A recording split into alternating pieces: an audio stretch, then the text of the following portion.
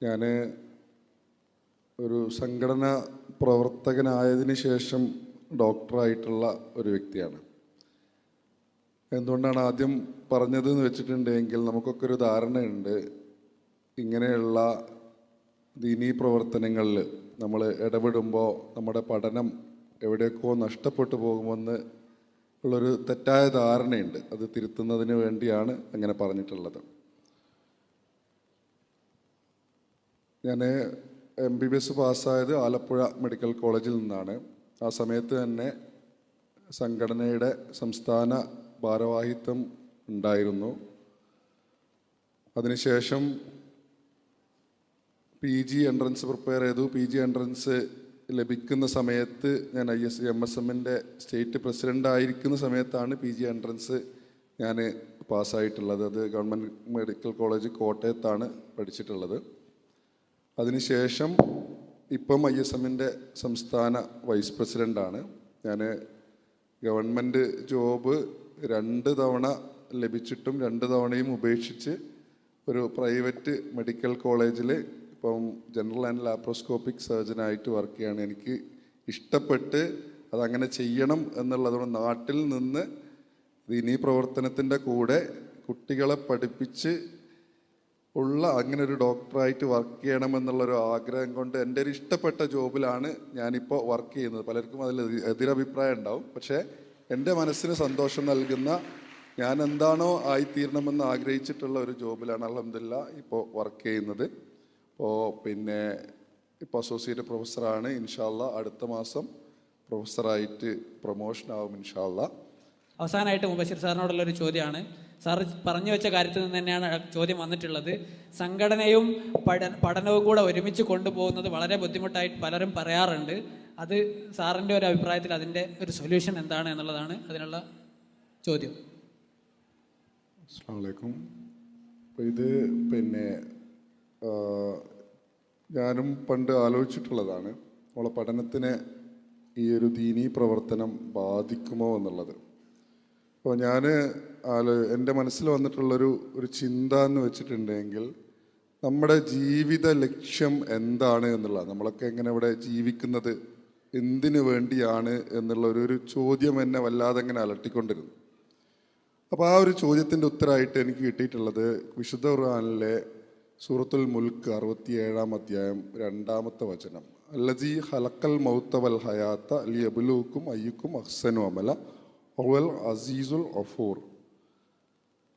നിങ്ങളിൽ ആരാണ് നന്നായി പ്രവർത്തിക്കുന്നത് എന്നറിയുവാൻ വേണ്ടി ജീവിതവും മരണവും സൃഷ്ടിച്ചവനാകുന്നു അവൻ. അവൻ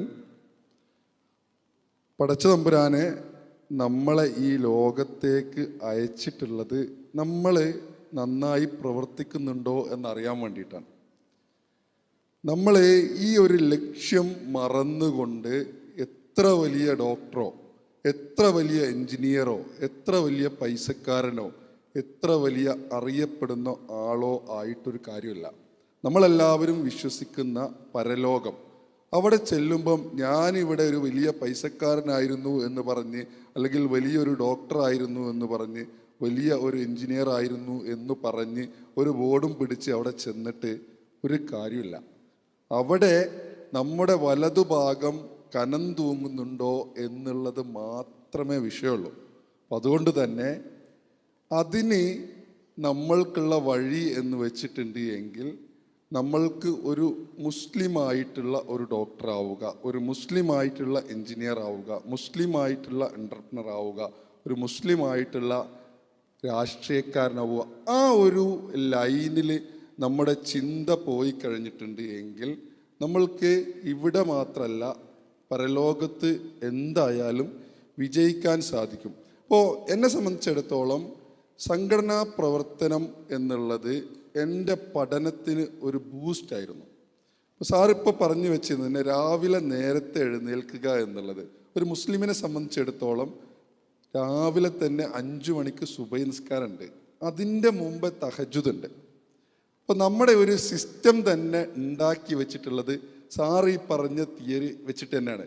നേരത്തെ എഴുന്നേറ്റ് നേരത്തെ പണി തുടങ്ങാൻ വേണ്ടിയിട്ടാണ്. ഏറ്റവും എനർജിയുള്ള സമയമാണ്. അപ്പോൾ ഈ ഒരു സംഘടനാ പ്രവർത്തനത്തിലൂടെ പടച്ച തമ്പുരാൻ്റെ സഹായം നമുക്ക് എന്തായാലും കിട്ടും. നമ്മളൊക്കെ പഠിക്കുന്ന ആളുകളാണ്. ഈ പഠിക്കുന്ന സമയത്ത് നമ്മളൊക്കെ നേരിടുന്ന പ്രശ്നം എന്ന് വെച്ചിട്ടുണ്ടെങ്കിൽ ഈ ഏകാഗ്രത കുറവാണ്. നമ്മൾ വായിക്കുന്നൊക്കെ ഉണ്ടാവും, പക്ഷെ എന്താണ്, ഇവിടെ തലയിലേക്ക് കയറുന്നുണ്ടാവില്ല, അല്ലെങ്കിൽ നമുക്ക് ചിലപ്പോൾ ഇരിക്കാൻ കഴിയുന്നുണ്ടാവില്ല, വായിക്കുന്നത് മനസ്സിലാവുന്നുണ്ടാവില്ല, മനസ്സിലായത് അവിടെ നിൽക്കുന്നുണ്ടാവില്ല. ഈ ഒരു സംഗതിനെ മറികടക്കാൻ നമുക്കൊരു വിശ്വാസത്തിൽ ഈമാൻ്റെ ഒരു കരുത്തുണ്ട് എങ്കിൽ നമുക്കതിനെ മറികടക്കാൻ പറ്റും. അതുതന്നെ പടച്ച തമ്പുരാൻ നമ്മൾക്ക് സഹായങ്ങൾ തരും. നമ്മളിങ്ങനെയുള്ള പ്രവർത്തനങ്ങളുമായി മുന്നോട്ട് പോകുമ്പോൾ നമുക്ക് ഇങ്ങനെയുള്ള കാര്യത്തിൽ നല്ല കരുത്ത് കിട്ടും. ഞാൻ ഒരു കാര്യം കൂടി പറഞ്ഞ് അവസാനിപ്പിക്കുകയാണ്.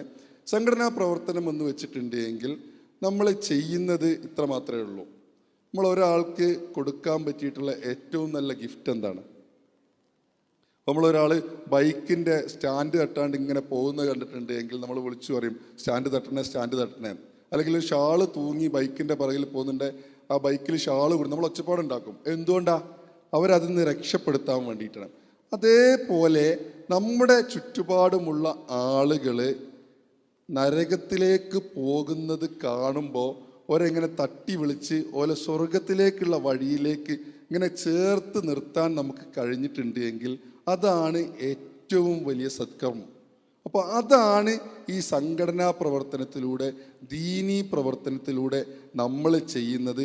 അതുകൊണ്ട് നിങ്ങൾ ഇങ്ങനത്തെ ഒരു പ്രവർത്തനം ചെയ്തിട്ടുണ്ട് എങ്കിൽ നിങ്ങളുടെ ഇഹലോക ജീവിതവും ഇവിടെ നിങ്ങൾ ഉദ്ദേശിക്കുന്ന കാര്യങ്ങളും പരലോക ജീവിതവും ഒരുപോലെ സുരക്ഷിതമാവും. അതുകൊണ്ട് തന്നെ നിങ്ങൾ എത്ര ഉന്നതിയിലെത്താൻ താല്പര്യപ്പെടുന്നോ അത്രയും ദീനീ പ്രവർത്തനം, ഖുർആനോടുള്ള അടുപ്പവും ശക്തമാക്കുക.